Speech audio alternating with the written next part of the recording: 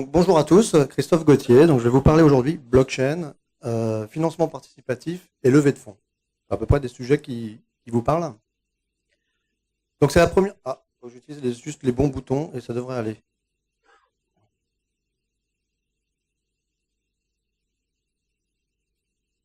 Voilà, donc j'ai 5 minutes chrono pour vous convaincre. Donc, d'abord, qui sommes-nous? Pourquoi et pour qui ce projet? De combien a-t-on besoin pour financer notre développement?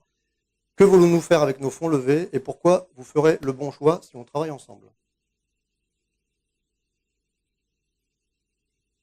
Donc on est une équipe de deux.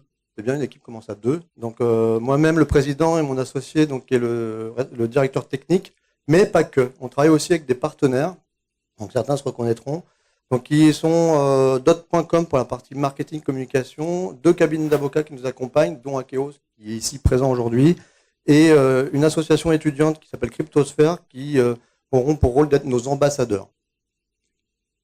Alors, le problème qu'on a à résoudre. Donc, le problème, c'est pas toujours simple de trouver des fonds pour financer l'amorçage ou la croissance d'un projet. Donc, la preuve en est aujourd'hui, c'est un peu le cas. Donc, pour arriver à lever des fonds de façon traditionnelle auprès d'investisseurs, c'est très long. Des ICO non encadrés, donc ICO, en fait, c'est une façon de lever des fonds en crypto actifs. J'y viendrai un peu plus tard. Mais c'est souvent très mal encadré aujourd'hui. Donc, nous, ce qu'on veut, c'est une plateforme qui encadre un peu tout ça. Des porteurs de projets qui partent avec les fonds collectés. Et oui, ça existe. Aucun contrôle de l'origine des fonds, ça c'est très important. Les gens peuvent effectivement vous donner de l'argent pour financer votre projet, mais souvent ça peut être de l'argent sale. Et le crowdfunding traditionnel, donc qui a tendance un petit peu à se populariser, et en général on peut pas lever quand même des sommes astronomiques, et il y a très peu de retour sur investissement pour les investisseurs.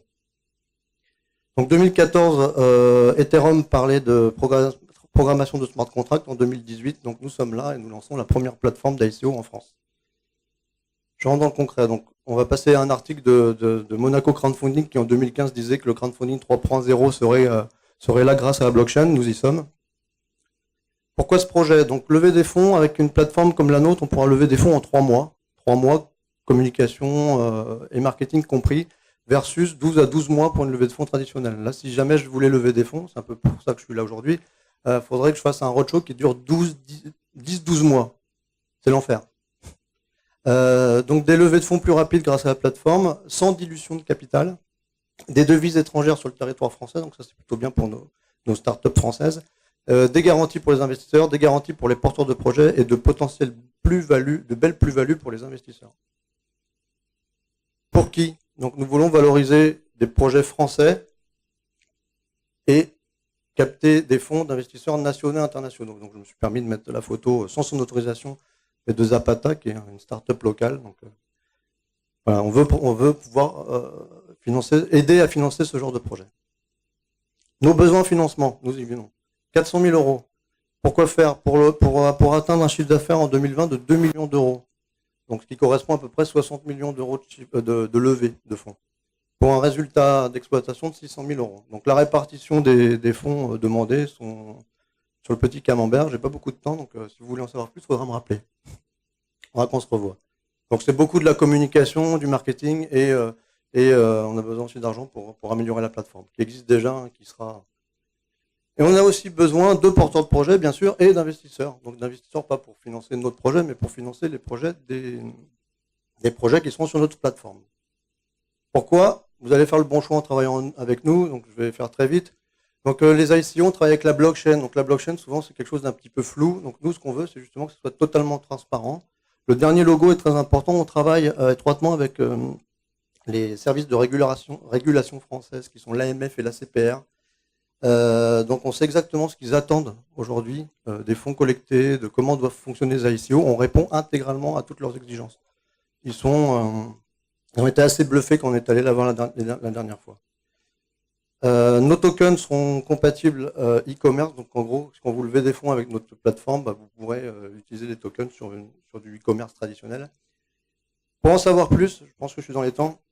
Pour en savoir plus, il y aura la bêta test qui va commencer le 5 novembre. Alors ça veut dire quoi une bêta test? C'est-à-dire que vous pourrez jouer avec tout ça, avec l'outil, avec une blockchain test, donc vous pourrez utiliser des fausses crypto-monnaies, vous pourrez vous procurer des crypto-monnaies. Ça permettra à tout le monde, en fait, ça servira aussi d'outil pédagogique pour que tout le monde puisse se sensibiliser à l'utilisation de tout ça. Et regardez, la plateforme, en fait, finalement, ça vous parle assez. Hein. C'est un projet avec des photos, des vidéos, un descriptif, et puis on peut contribuer. Donc, je ne sais pas si tout le monde voit les écrans, mais on peut contribuer soit par QR code ou simplement en remplissant un montant, et on peut aider les projets à se développer. Alors, aider, ça ne veut pas dire on donne de l'argent, ça veut dire qu'en échange, on donne des jetons électroniques, ce qu'on appelle des tokens, et ces tokens, vous pourrez les utiliser pour acheter des produits ou des services dans ce fameux projet, ou, et ça c'est le petit secret des ICO, c'est que vous pouvez aussi vendre vos tokens sur des places de marché. Donc c'est ce qu'on appelle le marché parallèle, qui permet de faire de très belles plus-values si le projet est de qualité. Christophe, tu peux conclure, on arrive aux 5 minutes. Alors je conclue, je voulais montrer une vidéo qui dure 30 secondes, mais je ne le ferai pas. Donc ça, voilà, le site est terminé. On est largement en deçà de... Il reste combien de minutes? Enfin, 45 secondes. Donc l'argent coule à flot. On a un objectif de 2 millions d'euros de chiffre d'affaires pour 2020. On est bien en deçà de ce qu'on pourrait faire. Les levées de fonds en 2017, levées de fonds traditionnelles, c'est 2,5 milliards en France. Le crowdfunding, c'est 336 millions en France, 40 milliards dans le monde. Et les ICO, c'est 350 millions d'euros réalisés en France et c'est 5,5 milliards dans le monde. Donc voilà, vous voyez, avec notre chiffre d'affaires de 2 millions, on est bien en deçà, mais c'est déjà pas mal. Si on arrive à lever 400 000, on atteindra cet objectif. Merci à vous.